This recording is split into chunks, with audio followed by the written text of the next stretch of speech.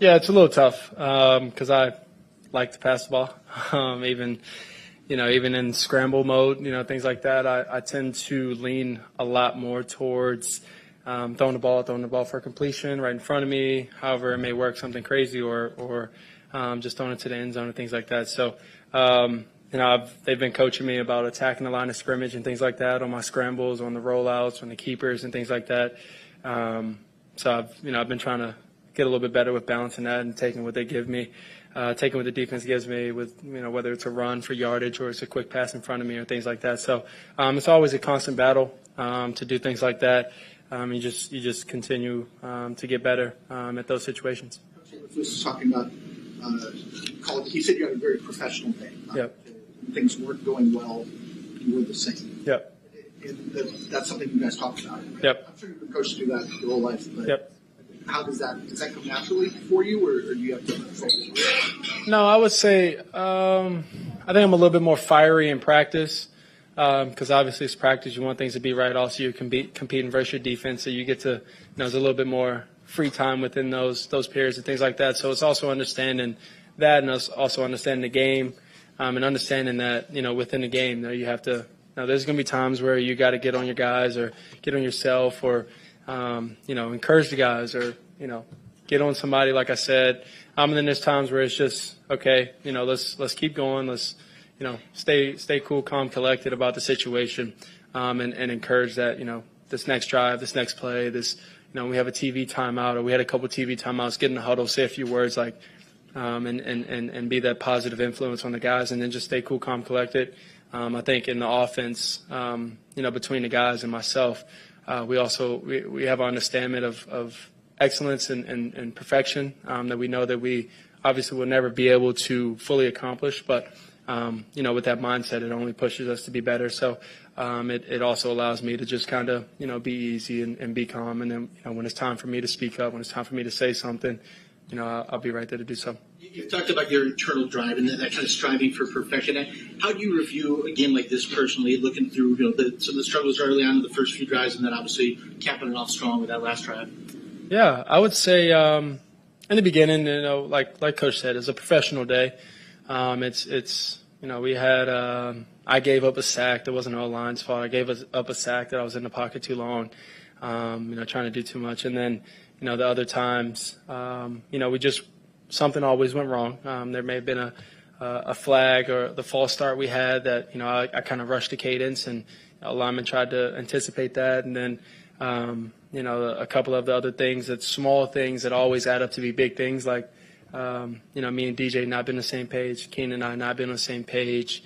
It always adds up. It's super minute, super small things, but.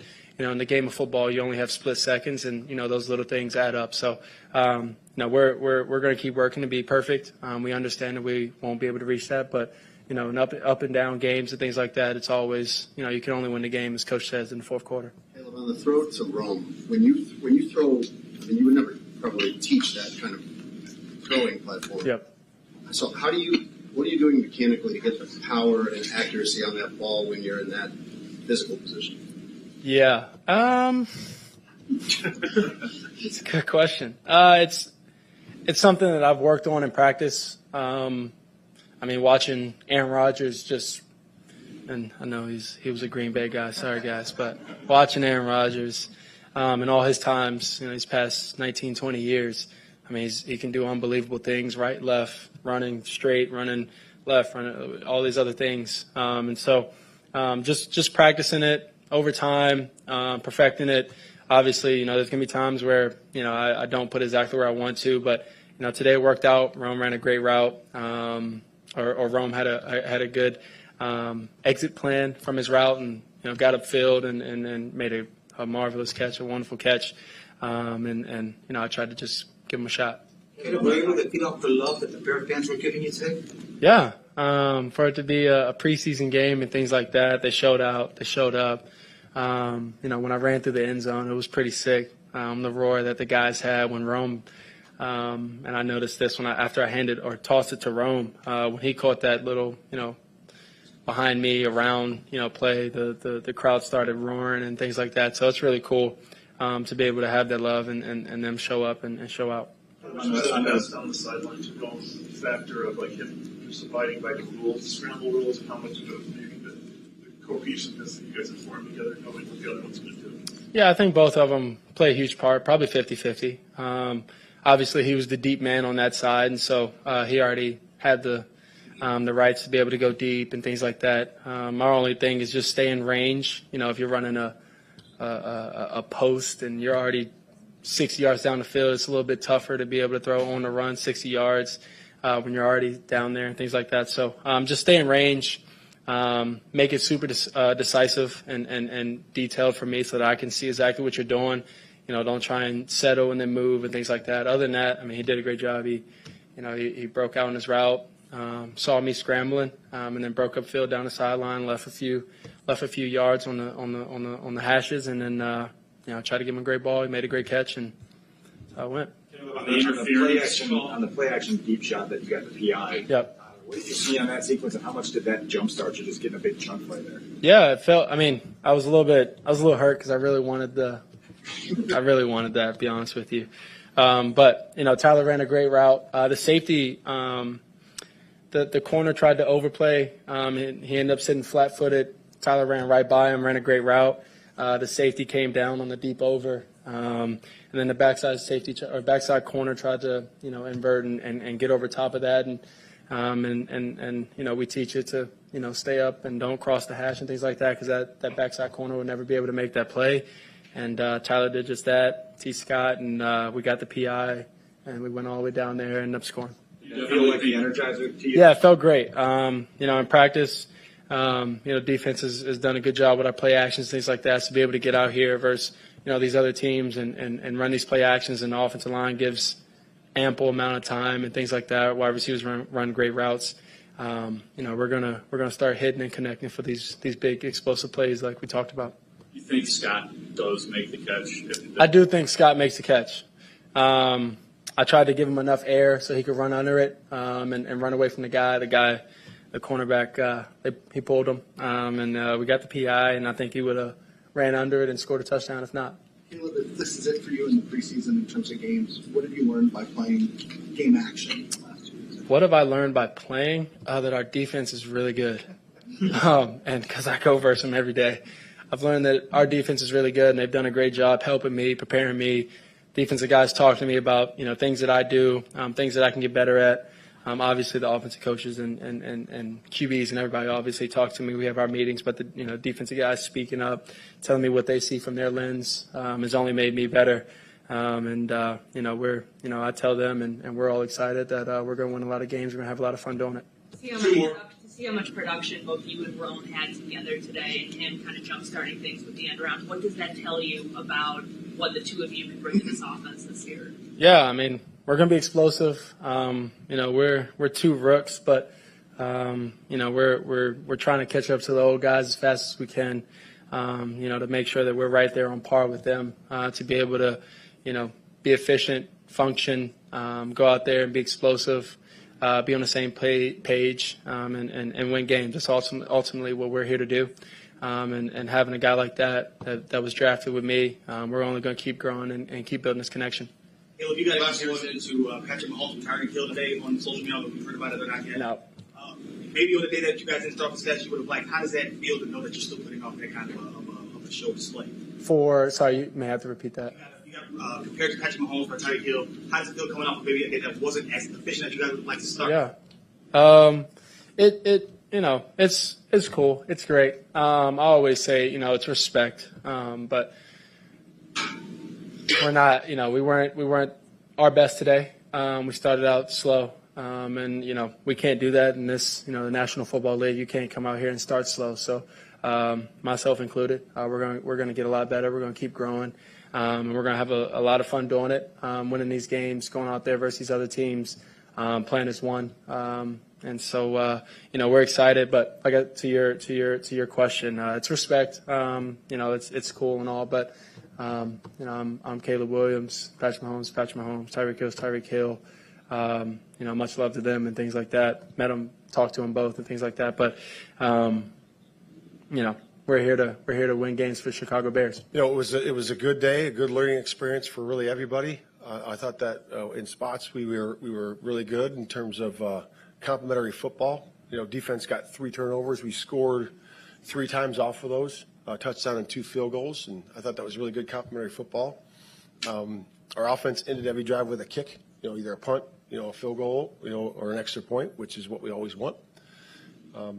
We had a nice punt and pin, and then defense did a nice job stopping them, getting that midfield. I know Dante wished he would have had that return back, but he certainly did a nice job of making up for it. He had a couple of nice routes and a couple of nice touchdowns, and I thought they connected really well.